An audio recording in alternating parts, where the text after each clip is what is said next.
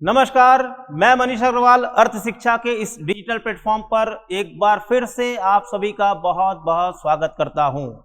इस digital platform के माध्यम से लगातार आर्थिक क्षेत्र की रोचक जानकारियों के साथ समय समय पर मैं आपके सामने उपस्थित होता हूं और इसी कड़ी में आज एक बहुत महत्वपूर्ण विषय जो कि आप आम जीवन से जुड़ा हुआ विषय है, जो आपके जीवन से जुड़ा हुआ विषय है, क्या है वह विषय आज जानने का प्रयास करते हैं। देखते हैं कि आज किस मुद्दे पे हमारी बात होने वाली है। दोस्तों, पीछे इस स्लाइड में आप देख पा रहे होंगे, ऊपर एक कोटेशन मैंने लिखा हुआ है कि सखी सैया तो खूब ही कमात है, महंगाई डायन खाई जात है। 2010 में आमिर खान की फिल्म पीपली लाइफ में जरूर ये गाना आपने सुना होगा कि सखी सैया तो बहुत कमा रहे हैं, लेकिन जो बढ़ती हुई महंगाई है कहीं ना कहीं उसे डायन बताया गया कि ये डायन जो है महंगाई डायन खाई जात है। वर्तमान में वैश्विक स्तर पर और भारतीय अर्थव्यवस्था की स्थिति भी लगभग इसी प्रकार से है। अर्थशास्त्र के हिसाब से अगर मैं बात करूं, एक विषय के हिसाब से अगर मैं बात करूं, तो वर्तमान में भारतीय अर्थव्यवस्था में रिटेल महंगाई दर 7% है, जबकि थोक महंगाई दर 2 अंकों में लगभग 12.5% के आसपास है। लगातार इस बढ़ती हुई महंगाई पेट्रोल, डीजल, गैस, खाने पीने के सामान, कपड़े लत्ते और तमाम क्षेत्रों में, विभिन्न क्षेत्रों में, या मैं यूं कह सकता हूं कि अर्थव्यवस्था के लगभग सभी क्षेत्रों में जिस प्रकार महंगाई की मार पड़ रही है या जो कमर तोड़ महंगाई है, इससे आम आदमी बहुत परेशान है, आम जीवन तहस नहस है। तो इस महंगाई को काबू करने के लिए, इस महंगाई पर नियंत्रण पाने के लिए सरकार किन इंस्टीट्यूशंस को, किन संस्थाओं को जिम्मेदारी देती है, किन लोगों को जिम्मेदारी देती है, जिससे इस महंगाई पर काबू पाया जा सके। सामने जो शख्स आप देख पा रहे हैं, यही वो शख्स हैं जिनके कंधों पर बड़ी जिम्मेदारी है। रिजर्व बैंक ऑफ इंडिया के मॉनिटरी पॉलिसी कमेटी या मौद्रिक नीति समिति के ये 6 मेंबर ही वो शख्स हैं जिनको वर्तमान में भारतीय अर्थव्यवस्था में व्याप्त घोर महंगाई पर नियंत्रण पाने के लिए अपॉइंट किया गया है। मॉनिटरी पॉलिसी कमेटी में ये जो 6 मेंबर हैं, इनका परिचय मैं आपसे करवाना चाहूंगा। पहला नाम आप यहां पर देख पा रहे हैं, Shaktikanta Das, reserve Bank of India के गवर्नर हैं, इनका नाम आपने जरूर सुना होगा। सेकंड नंबर पे यहां डिप्टी गवर्नर हैं माइकल देवव्रत पात्रा। माइकल देवव्रत पात्रा 2020 में विरल आचार्य की जगह डिप्टी गवर्नर पद पर आसीन हुए थे। माइकल देवव्रत पात्रा बहुत बड़े इकोनॉमिस्ट हैं, उड़ीसा राज्य से इनका संबंध है। तीसरे नंबर पर राजीव रंजन जी हैं, जो एग्जीक्यूटिव डायरेक्टर हैं, banking in charge of monetary policy. ये 3 मेंबर कहीं ना कहीं रिजर्व बैंक ऑफ इंडिया के कोर कमेटी के भी मेंबर हैं। इसके अलावा असीमा गोयल, जो कि Narendra Modi economic advisory council की मेंबर हैं। शशांका भिड़े जी हैं, ठीक है, जो कि सीनियर एडवाइजर हैं national council for applied economic research में। और लास्ट में जयंत वर्मा, जो कि IIM अहमदाबाद के सीनियर प्रोफेसर हैं और फाइनेंस एंड अकाउंटिंग डिपार्टमेंट में ये कहीं ना कहीं एक सीनियर प्रोफेसर के रूप में अपनी सेवाएं देते आए हैं। तो यही वो 6 मेंबर हैं, यही वो 6 शख्स हैं जिनको वर्तमान में एक बड़ी जिम्मेदारी सौंपी गई है। किस तरह से, किस तरीके से महंगाई पर ये काबू पाते हैं, या क्या वो टूल्स है जो रिजर्व बैंक ऑफ इंडिया के द्वारा अपनाया जाता है जिससे महंगाई पर काबू पाया जा सके। बहुत ही सामान्य शब्दों में से समझने का हम प्रयास करते हैं। लोगों के पास पैसा कम होना दुख का कारण है ही। अगर आपका यदि आपके जेब में पैसे कम हैं तो निश्चित रूप से आप दुखी रहते हैं, या आप ये पाते हैं कि आपकी स्थिति ठीक नहीं है। लेकिन अगर मैं पूरे बाजार की बात करूं तो पूरे बाजार में जो फ्लो ऑफ मनी है, जो पैसे का प्रवाह है, वो कम है, तब तो परेशानी है ही। लेकिन अगर ये जरूरत से ज्यादा हो जाए तो भी परेशानी उत्पन्न होती है।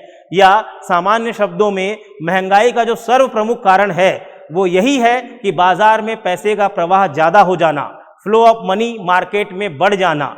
जब फ्लो ऑफ मनी मार्केट में बढ़ जाता है तो लोगों की परचेसिंग पावर, क्रय शक्ति बढ़ जाती है, और लोगों की क्रय शक्ति बढ़ जाने से उनकी मांग बढ़ती है, और मांग बढ़ने के कारण ही महंगाई बढ़ती है।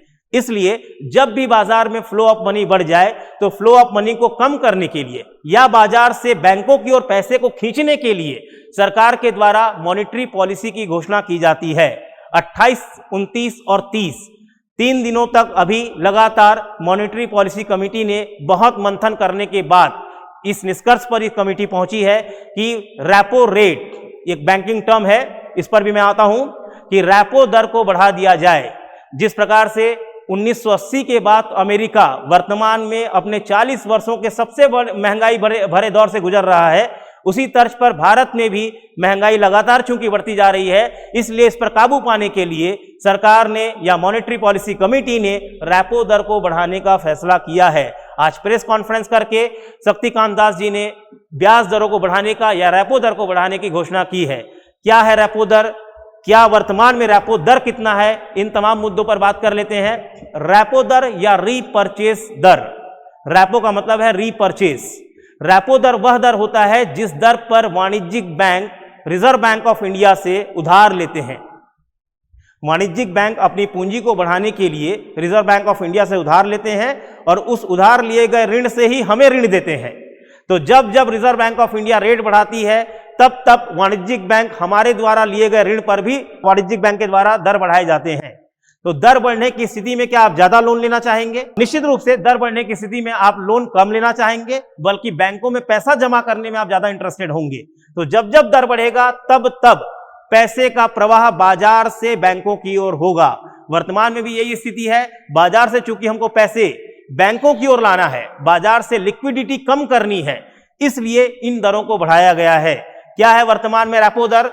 रेपो दर वैसे तो रिजर्व बैंक ऑफ इंडिया की पॉलिसी के अनुसार हर 2 महीने में मॉनेटरी पॉलिसी कमेटी के मीटिंग्स के बाद रेपो दर, रिवर्स रेपो दर और इन तमाम दरों पर घोषणाएं होती हैं, लेकिन कई बार इमरजेंसी में कभी भी मीटिंग करके इन दरों पर परिवर्तन लाया जा सकता है। जैसे कि वर्तमान में आप 2022 में देख पा रहे हैं, अप्रैल के बाद मई, जून, अगस्त, सितंबर कई बार लगातार रेपो दर में परिवर्तन लाया गया है। पिछला परिवर्तन 5 अगस्त को हुआ था, जब 4.90% से 5.40% मतलब 0.50% का ग्रोथ किया गया था रेपो दर में, और उसके बाद फिर से अभी सितंबर के माह में 5.40 से 5.90, मतलब वर्तमान में रिजर्व बैंक ऑफ इंडिया ने रेपो दर को 5.90 कर दिया है, 0.50% बढ़ाते हुए।